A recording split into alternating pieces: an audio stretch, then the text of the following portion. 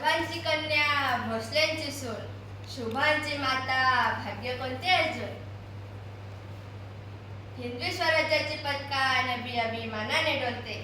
लक्ष देऊन ऐका, मी जिजाऊ बोलते, मी जिजाऊ बोलते. या स्वराज्याची पवित्र माती आमच्या मस्तकी लावण्याचे भाग्य आम्हाला लाभलं आहे. ही आई जगदंबेचीच कृपा. जय जगदंबे. સિંધખેડના માણસા રાણી અને લખુજી રાજાના ઘરે મારો જન્મ થયો. મારો જન્મ થયો ત્યારે દરવાજે દરવાજે રંગોળી કાઢવામાં આવી, તોરણો લગાવવામાં આવ્યા, હત્તી ઉપરથી સાકર વહેંચવામાં આવી. મારું નામ જીજા રાખવામાં આવ્યું. જીજા, જીજા એટલે જય અને વિજય. યુદ્ધ કલા તો અમે શીખી જ હતી, પણ એના સાથે સાથે અમે 700 જેટલી છોકરીઓની ફૌજ તૈયાર કરી હતી. સવારમાં અમે જ્યારે રમત રમવા માટે જતા, તાલીમ લેવા માટે જતા હતા, ત્યારે ગામની કેટલીક સ્ત્રીઓ અમારી વખાણ કરતી, તો કેટલીક સ્ત્રીઓ નાક જ મરોડતી, તો કાંઈ મનાઈ સોનર્યા પોરીચો. પણ અમે નિશ્ચય કર્યો હતો કે પોતાની સાથે સાથે બીજાનું બી રક્ષણ કરતા આવડવું જોઈએ.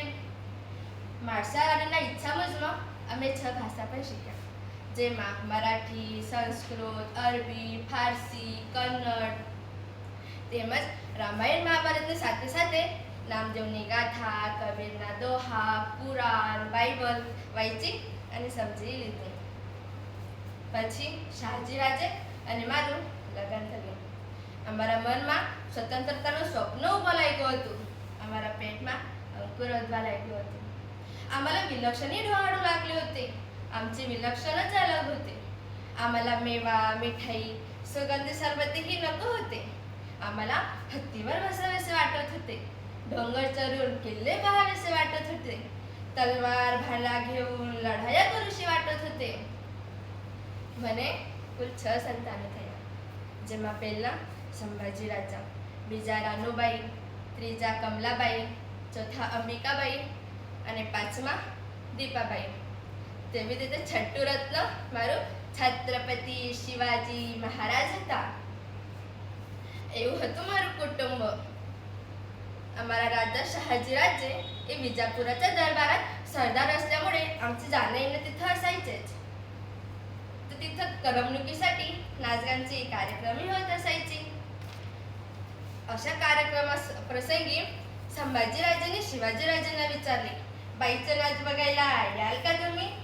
शुभा ठरले वाटतो भक्त ते आमच्या जवळ येऊन आम्हाला विचारू लागले, आऊ साहेब, आपल्या इथं नाचणारी बाई आले, आम्ही तिचं नाच बघायला जाऊ का?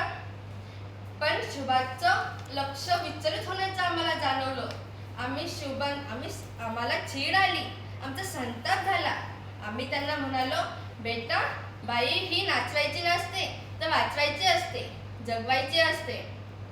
म्हटलं जातं, अंगणातली तुळस, गोठ्यातली गाय, घरातली माय यांच्याकडे जर कोणी वाईट नजरेने पाहत असेल तर त्याचा गय करू नका.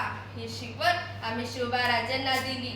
आम्हाला आमची स्वराज्याची स्वप्न शिवबांनी पूर्ण केली. म्हणून शिवबांविषयी बोललं जातं, एक होते शिवाजी, भीती नाही होती जगाची, पर्वा नाही होती परिणामाची, साथ होती आई भवानी व या जिजामातांची. म्हणूनच म्हणतात, जय भवानी, जय शिवराय.